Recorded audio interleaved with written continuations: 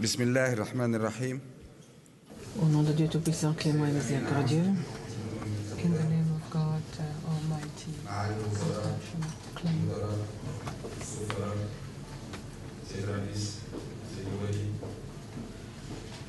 أتشرف هذا الصباح بتلاوة الرسالة الملكية الموجهة من طرف صاحب الجلالة ناصر القرآن. Excellences, Mesdames, Messieurs, Your Excellencies, ladies and gentlemen, il nous est agréable d'adresser le présent message aux participants aux travaux de cette troisième World Policy Conference qui se tient à Marrakech et de les assurer de toute notre considération. Nous tenons à rendre un hommage particulier à son Excellence, le secrétaire général des Nations Unies, M. Ban Ki-moon, qui a bien voulu assister à cette importante rencontre.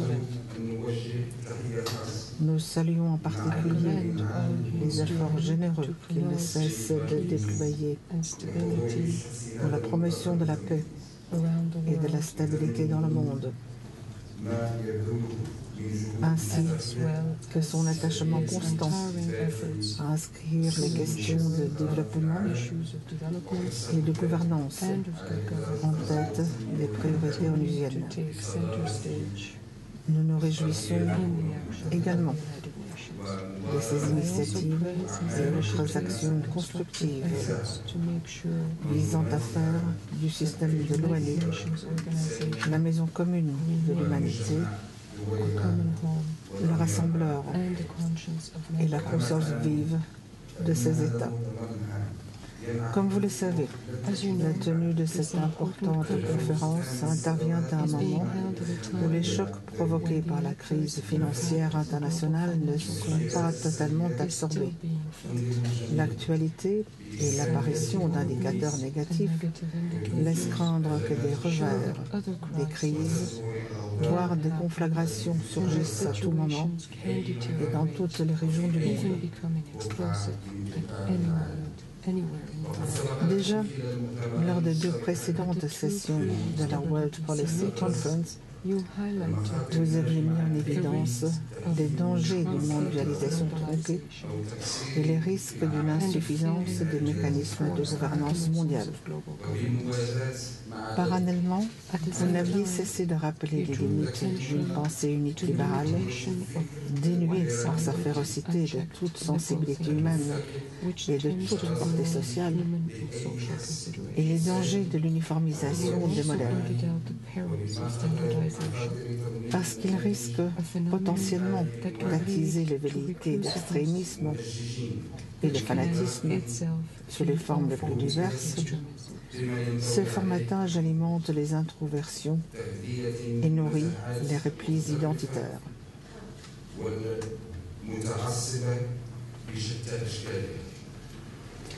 Vous aviez souligné le rôle que les élites devraient assumer en contribuant de manière tangible à la recherche de solutions concrètes aux problèmes générés par l'accélération des transformations que connaît notre monde, tout en aidant à tirer les conclusions qui s'imposent. Nous sommes donc confiants que la World Policy Conference contribuera de façon significative à mettre au point des solutions rationnelles à tous les problèmes précités et surtout à faire progresser la cause de la gouvernance mondiale. En effet, cette conférence offre une plateforme de débat et d'idées à même de renforcer l'esprit de dialogue et de coopération afin qu'il emporte sur les crispations et les velléités d'affrontement. Excellences, Mesdames, Messieurs, Le Maroc ne peut à cet égard qu'applaudir quand vous reconnaissez la nécessité de la diversité politique, économique et sociale, ainsi que l'impératif du recentrage des débats sur les États en général et sur les pays du Sud en particulier.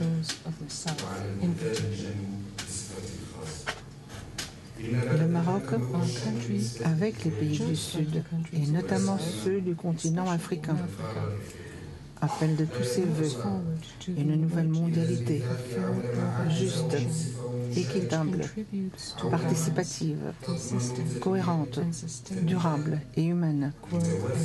Une mondialité dont l'épicentre est la personne humaine. Une mondialité qui honore les humains, préserve leur fierté, proscrit les humiliations et les discriminations et élimine les causes de la pauvreté, l'exclusion et la marginalisation.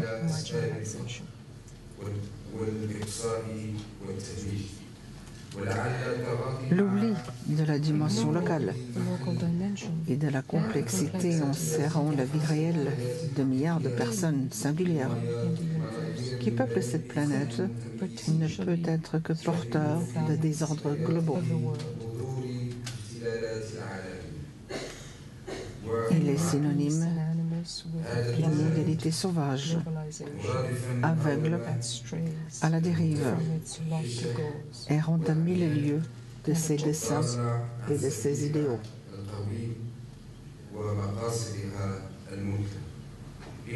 Le local, duquel tout part et vers lequel tout revient, n'est pas l'ennemi de l'universel.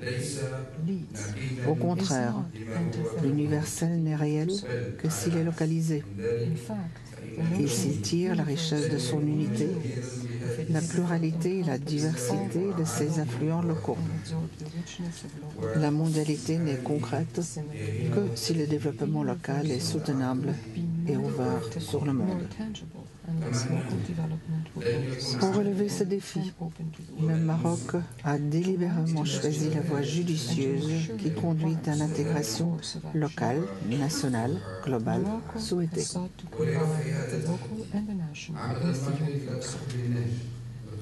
C'est ainsi que nous avons lancé, dès 2005, l'initiative nationale pour le développement humain. Cette initiative est focalisée sur la satisfaction des besoins les plus concrets des individus et des communautés situés souvent dans les périphéries urbaines et les recoins les plus reculés des villages et des provinces du pays. Nous avons adopté, pour son élaboration, une démarche concertée et inclusive, fondée sur la participation démocratique et la gouvernance de proximité. Elle s'appuie sur l'appropriation par les acteurs concernés des projets retenus par l'initiative pour faire face aux déficits sociaux à travers les activités génératrices de revenus et créatrices d'emplois. Grâce à cette initiative audacieuse et avec les réformes profondes institutionnelles et en matière de développement, les plans sectoriels stratégiques et les chantiers structurants qui l'accompagnent, le Maroc a réalisé des avancées significatives dans la lutte contre la pauvreté, la précarité et la marginalisation. Avec une volonté politique affirmée, le Maroc a réalisé des progrès remarquables en matière de parité et d'équité entre les genres et dans les domaines de la famille, de la santé, de l'enseignement et de l'emploi, ainsi que pour ce qui concerne le renforcement de la représentation politique de la femme et de sa participation effective et agissante à la vie publique.